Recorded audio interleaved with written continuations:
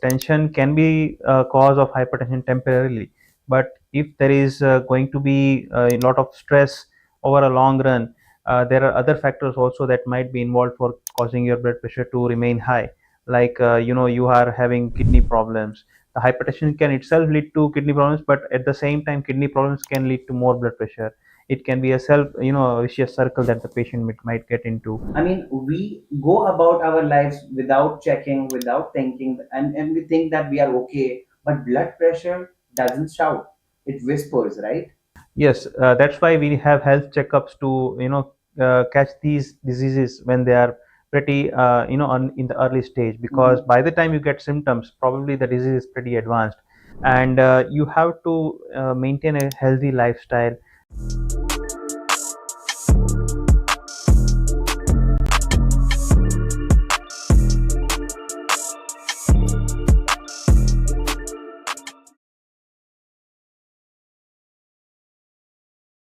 Namaste dosto. Welcome to Heart, your safe space to talk about the one engine that keeps everything else running, your heart. I am Krishna and I'm so glad that you tune in today with us. Let me ask you something. Have you ever said this to yourself? I feel fine. I don't think anything is wrong with my health. Hmm. I have done that. Like I have heard my family saying this too. So like is this truth?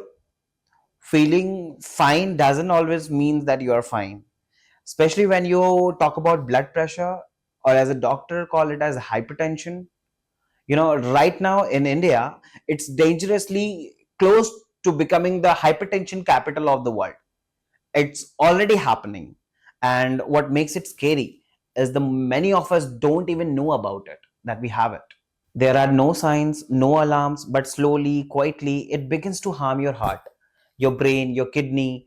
Okay, so today we are talking about how you can fight back using your thali and your shoes. Yes, through your diet and exercise. Today, I am so happy to tell you all that we have Dr. Utsav Undkat, interventional cardiologist, Ananta Hospital, and Krish Heart Care, Ahmedabad, Gujarat. Welcome, doctor. Thank you. So it was a very nice thing that he said, that we can help people take care of their health by their thali and shoes, by doing exercise and maintaining a good diet, healthy diet. I think we'll discuss more about it, and it is going to help people a lot. Start here, doctor. Because now, even now, like I know people who think high blood pressure, oh, थोड़ा tension होगा इसलिए बढ़ गया. But medically speaking, what exactly is hypertension? So basically, hypertension is something that is very common, especially for us Indians, and very common in Southeast Asians, and now gradually over the world, all over the world, people are getting it. Hypertension basically means there is a lot of blood pressure. The blood pressure is very high in your arteries. So what we say is, the more pressure that the heart has to work against, the more the blood pressure the heart has to pump against, the more the problems that are going to be there. So hypertension basically means that blood pressure is very high, and it can be fatal in the long run. So it's not about temporary tension or emotions. No, there are lots of things that hypertension can be due to, because as you said, yes, tension can be a cause of hypertension temporarily, but if there is going to be a lot of stress over a long run, there are other factors also that might be involved for causing your blood pressure to remain high. Like you are having kidney problems. The hypertension can itself lead to kidney problems, but at the same time, kidney problems can lead to more blood pressure. It can be a vicious circle that the patient might get into, and it can be genetics also, because if you are having hypertension in your family, then you are more prone to get it. And obviously more disturbed sleep, less maintenance of diet, these all things can contribute in the long run, leading to chronic hypertension. Okay, so you mean to say that things, the diseases like kidney problem and this hypertension are more interrelated with each other? Yeah, not only kidney disease, hypertension in the long run can lead to lots of issues with the brain, like stroke. It can lead to Alzheimer's. It can lead to dementia. For the eyes, it can lead to retina involvement and retinal detachment, loss of vision. In the heart, it can lead to heart attacks, and in the long run, heart failure also. For kidney, it can lead to kidney failure, needing for dialysis. and there might be problem with the peripheral arteries also, lots of blockages, aneurysms, and lots more. Okay, doctor. I see. So even if you feel okay, like no dizziness, no headache, things might still be like wrong inside. Yes, that's why we have health checkups to catch these diseases when they are pretty in the early stage, because Mhm. by the time you get symptoms, probably the disease is pretty advanced. Symptoms like, for example, if you're having brain involvement, you might have forgetfulness, you might land up with a stroke, you might have vision loss due to retina involvement, heart attacks. But these all can be prevented if you detect hypertension at an early stage and control it well, because by the time something happens, probably you are very late. Wow, that really lands hard, doctor. I mean, we go about our lives without checking, without thinking, and we think that we are okay. But blood pressure doesn't shout; it whispers, right? Yeah, it does. And the more you are willing to listen to it, Uh-huh. the better you will be for it. Because, for example, if who needs to get checked for blood pressure? Right. First is who have a family history of hypertension. Hmm. Those people are more prone to get it. Second thing, those people who are having recurrent headaches, and who are having a very stressful lifestyle, and those who are not regular in their food intake and sleep patterns. Hmm. So with time, they might have more hypertension issues. And obviously people who are having heart problems, kidney problems, they are going to generally somehow, somewhere or the other, get connected with hypertension. So you have to be very careful and find it out early. So like early, like if we got to get to know like the detection is early on the early stage, that will be more result oriented and it will be very good. Definitely, because the earlier you catch this disease, Hmm. you will be able to control it better. First, there will be lifestyle management, then there will be medicines if required, Right. and you can control it well, and prevent all the complications that are associated with, like end organ damage of heart, kidney, eyes, brain, as I said. Okay, doctor. Now let's talk about food. Like because in Indian household, food is both love and danger. Definitely. So diet is something that is the base of all kind of management of any kind of lifestyle disease, be it hypertension or diabetes or cholesterol. Because unless you change your food habits, it is difficult to control it. Food habits should be more of green leafy vegetables, less of salt intake, more fruits in your diet, and taking a proper meal in a timely manner. Because if you are very irregular in your food habits, then definitely you might have problems. You have to reduce your salt intake. How can you do it? First thing first, don't put extra salt over and above what you used to cook. Hmm. So that is the main thing that you should do. And avoid all packed foods. Anything that needs to be stored or is needs to be packed, there is definitely going to be salt required for that. So avoid all those things, eat fresh food. And avoid any kind of pickle or anything like that, because again, stored food will have more salt and more tail and everything in it.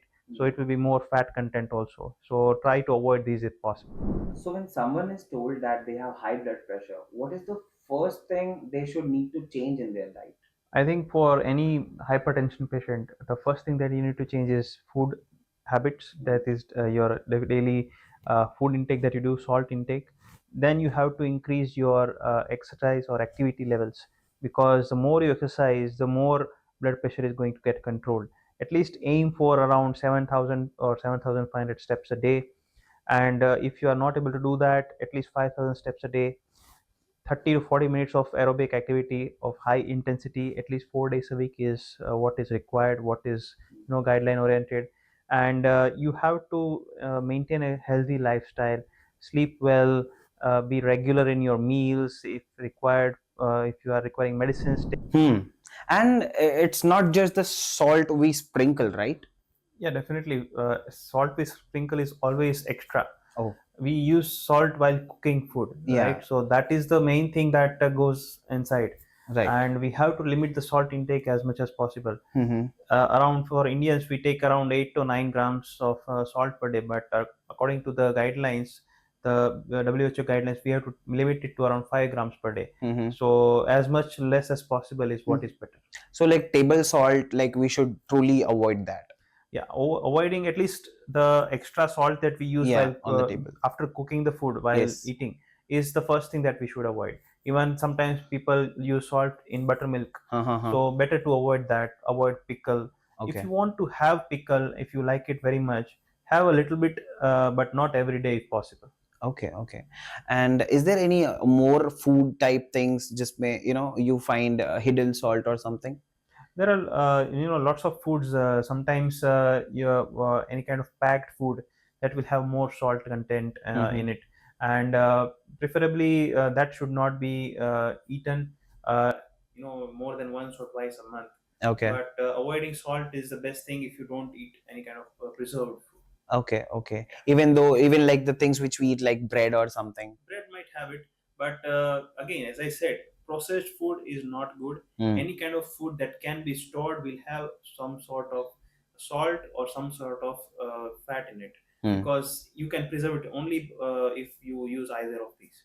You Correct. can't preserve it otherwise. Any kind of food that you cook, you Mm. can't use it for more than one day, right? Right, That is why we have to eat fresh food, right. Got it. not the processed food that can be preserved. True, true. So like general exercises like which people do. Okay, like some people can do exercises at their home, like people say like that makes the body active. Yeah. Any like addition to that from your side? I think, as I said, become more active. That is the first thing. Second thing, climb stairs instead of using lifts. Third thing, body weight exercise. Okay. Just don't go to the gym and lift weights. But first, you have to be able to carry your own weight. Right. Body weight squats, lunges, your push-ups, your pull-ups. These are very, very, very effective. You don't need weights to build a good body. But it is not about maintaining, a good body. It's about maintaining a good, healthy lifestyle. So that these all lifestyle diseases like BP, like obesity, like cholesterol, like diabetes, they don't come, or they come at a very late stage. Correct. So basically, these are the things that you can do.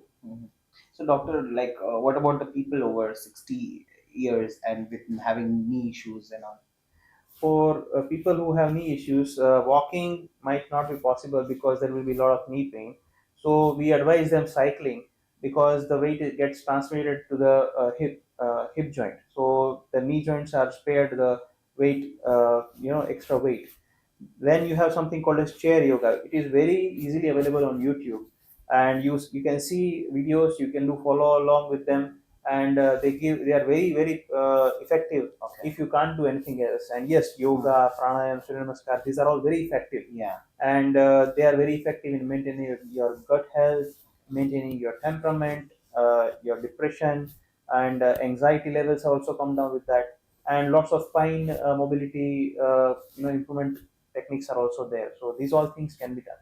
So doctor, like when I just walk for 15 minutes at least, like after my dinner or maybe like after my lunch, I feel good. I feel light. So it's Definitely, it's like going to help you, because when you exercise, when you walk, your digestion gets better, and you feel more calm, because the body feels lighter, and definitely it's going to help. Not only after food, you can walk at any time of the day, and basically take out time for some sort of exercise. doctor, can we like talk stress and sleep? Because I have noticed like when I don't sleep well, like I'm anxious, like my body feels tensed, and it's like वो कहते हैं ना कि किसी भी चीज को अच्छा करने के लिए आपकी तैयारी और नींद पूरी होनी चाहिए. Definitely. When you have less sleep, your body circadian rhythm gets disturbed, Okay. and there is hormonal imbalance. It leads to more cortisol levels, and it can lead to depression, more anxiety, and mood swings, and more weight gain. So 7 to 8 hours of sleep per day is what is required, what is told that should be done. And basically sound sleep. There should not be too much noise when you sleep. And for getting a good sleep, you have to avoid screens at least 1 hour prior to your bedtime. Okay. That is going to help you in sound sleep. Some meditation, some sort of pranayam prior to sleep is going to help. Okay. So basically, getting a good sleep is going to keep your body in a healthier state for the long term. So like before sleeping 1 hour prior, like no screen zone. Definitely, because it is going to keep your brain more active, and it is going to be that much more difficult for it to shut down if you go to sleep. So you have to avoid screen time at least 1 hour prior to sleep. So like even if we focus on diet like so much, but then rest is also a good therapy, isn't it? Definitely. I think lifestyle management is very important. Lifestyle includes your diet, your activity levels, that is exercise, your sleep patterns, being regular in your sleep, your moods, and how you control your, basically how you control yourself, your temperament. These all things are very important, and all these things, constitute a good lifestyle. Right. You have to have a good lifestyle to avoid lifestyle diseases like BP, sugar, and cholesterol. These are lifestyle diseases, and we have to have a better lifestyle to control them better. Right. So till now, like we have concluded like three things. What we have concluded is like having a good diet is important, taking a good rest, sleep is important, and then now we got to know that peace of mind is very important. Yeah. We need to feel that we have to be happy. Definitely. Yeah. Not only happy, but you have to be more in control of yourself when things go haywire. For example, if you are in a lot of stress, your mood swings might be there, and your family members might get affected. So controlling those mood swings is what dhyan is about, what yoga is about. It is basically getting control of your senses. It definitely helps, and doing these things is going to help you in the long run. Okay. And yes, you also should add activity into it. That is a fourth pillar. Okay. Because that is one of the main things that is going to lead to weight loss, weight maintenance, and everything. Doctor, if you have to give three golden rules to someone newly diagnosed with hypertension, what would you say? Like the people, like they are tensed and then they have got hypertension. Like, what are the three golden rules which you will prefer to say? So first thing is, don't worry. I mean, you can control it. You have to just know what to do. So for that, we are advising, get control of your life, because you have to have a good lifestyle to control blood pressure. That is the main base on which the main building of drugs, medicines is built. If your base is weak, if you don't control your lifestyle well, no matter what amount of medicine you take, how much costly it is not going to help you much. So for lifestyle management, you have to control your weight, control your blood pressure by taking medicines regularly, become more active, avoid salt in your diet as much as possible, and sleep patterns have to be very regular. These all things are going to contribute together and going to help you in controlling your blood pressure well. And second thing that I would like to add is, if you are diagnosed with blood pressure or hypertension, it doesn't mean that you have to take medicines for life. Right. It is not like that. Okay. Control your life well, have a better lifestyle. If you are going to be able to control your blood pressure without the need of medicines, we are happy to help. Okay. We are going to be able to take down your medicines. We might even be able to stop it if you are able to better, make your life better. Okay.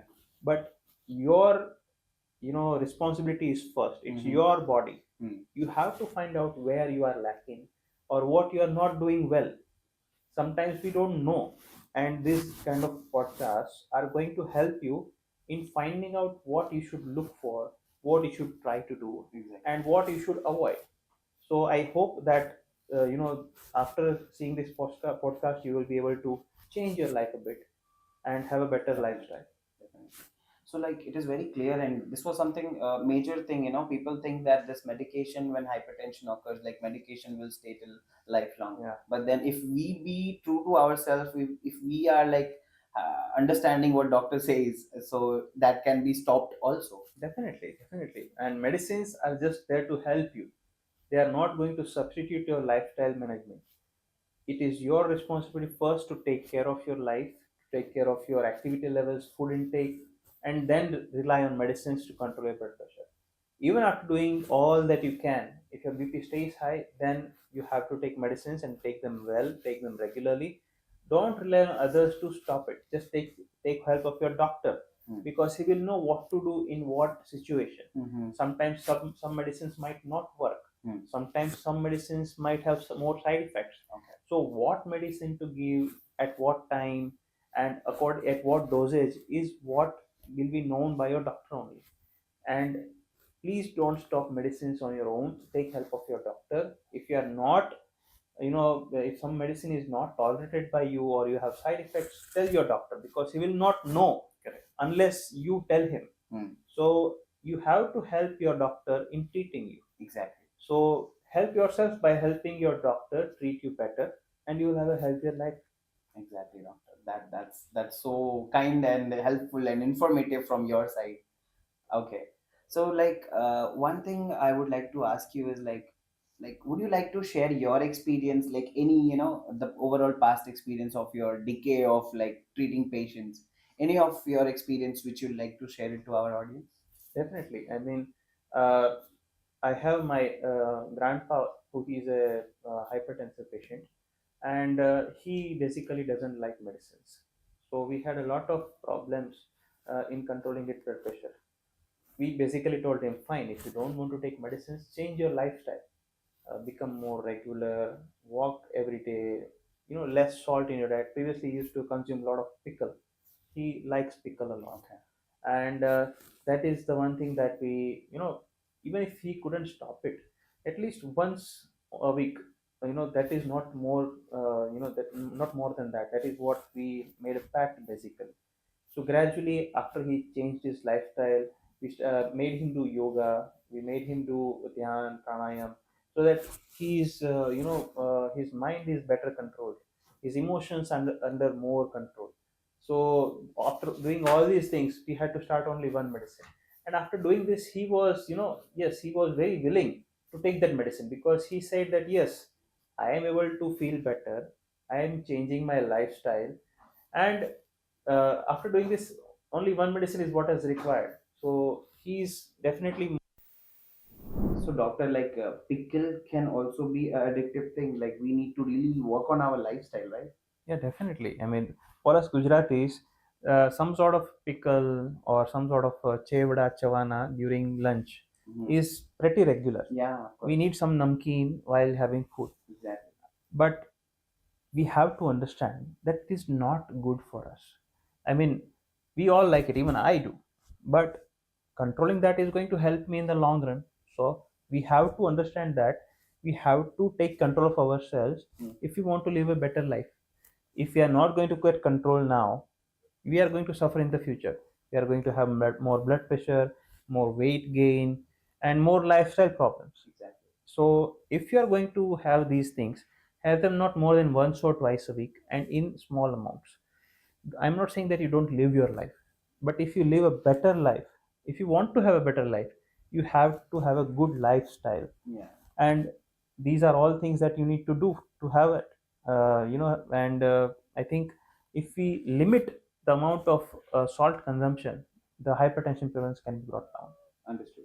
So now, doctor, like we will end the podcast like this episode. But then before that, I would like to ask you, like, would you like to give any particular message from your side to the audience listening, to the listeners? If you are having blood pressure, don't worry. Take charge of your life. Exercise regularly. Eat well. Less salt in your diet. More dhyan, pranayam, yoga, and basically be more active. Maintain a good lifestyle, and you will have a better life. Thank you. Thank you, doctor, for not just your knowledge but your compassion. To all our listeners, don't wait for a warning sign. Eat mindfully, walk with purpose, breathe, sleep, and repeat. That's how we lower our pressure and rise the quality of life. This is Krishna signing off from Heart to Heart. Until next time, stay heartwise and share this episode with someone you care about. Thank you.